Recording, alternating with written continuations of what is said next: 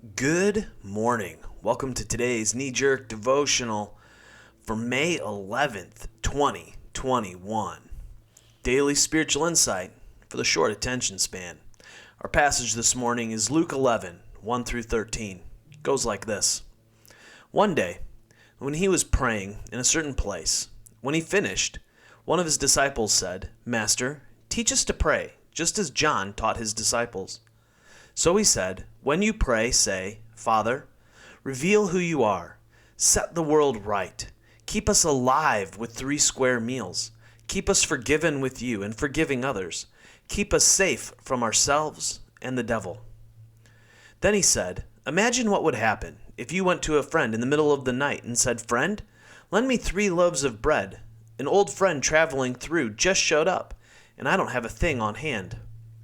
The friend answers from his bed, 'Don't bother me. The door's locked. My children are all down for the night. I can't get up to give you anything.'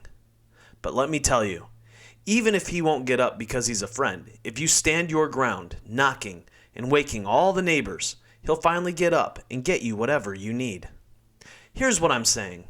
Ask and you'll get. Seek and you'll find. Knock and the door will open." Don't bargain with God. Be direct. Ask for what you need. This is not a cat and mouse hide and seek game we're in. If your little boy asks for a serving of fish, do you scare him with a live snake on his plate?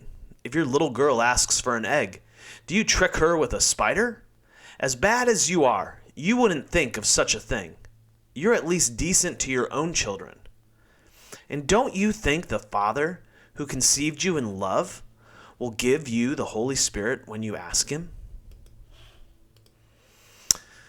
Over the years, I've had a tricky relationship with prayer.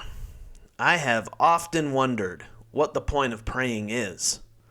More times than I care to admit, it has felt like my prayers just bounce off the ceiling. There have been seasons where I feel like every time I pray, I am ushered into the Holy of Holies too. Now, reading the Bible has always been straightforward to me. It has made sense. Even though there are things in the Bible that I struggle with, the purpose of reading it and studying it has been reasonable to me.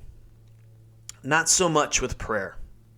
A few years ago, when we started the process of launching the Acts 13 network, we spent a lot of time praying.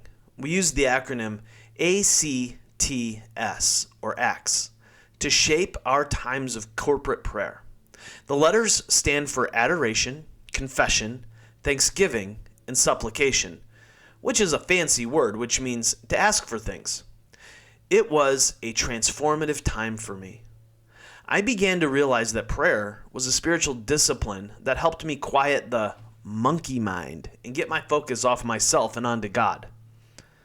Over the last few years, I continue to learn that what matters in my prayer life is not the length of times of prayer, nor is it even walking away with a good feeling.